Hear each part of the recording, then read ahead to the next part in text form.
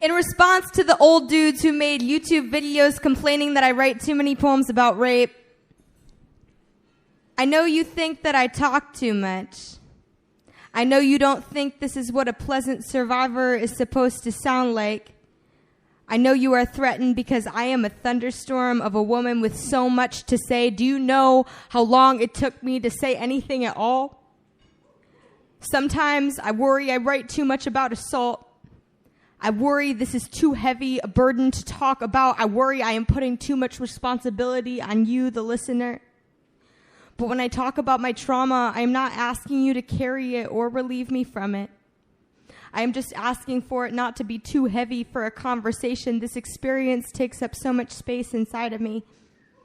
And this stage is the only place I can let this trauma live outside of my body. There is no socially acceptable time or place to talk about rape. I realized this at a party I didn't want to be at, dizzyingly drunk. Someone asks how I'm doing, and his name spills from my mouth into a puddle of vomit on the floor, and I apologize and apologize and apologize until the host says, "Shoot, girl, is sorry the only word you know how to say?"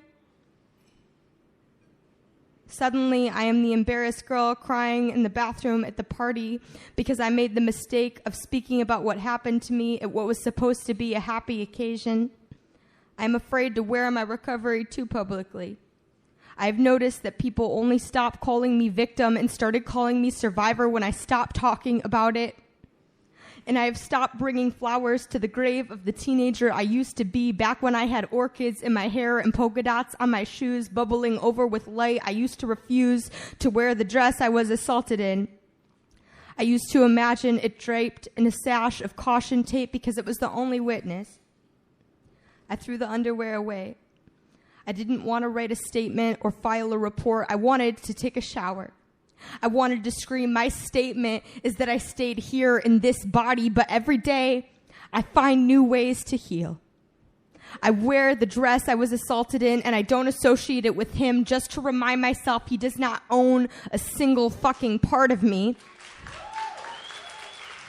I found a way to heal through the poetry. This stage is the only place I could tell my story where it wasn't a burden I was putting onto anyone. This stage is where I learned to stop hoarding my suffering, and I could give a fuck about a slam score.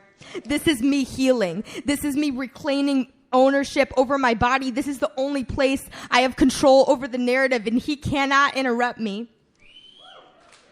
Even though trauma has a way of becoming the wallpaper of my head, watch me drag the art from my suffering. Watch me plant seeds down my spine and bloom into a garden of poetry from every horrible thing that ever happened to me. Every night my voice turned into cement and I couldn't say anything.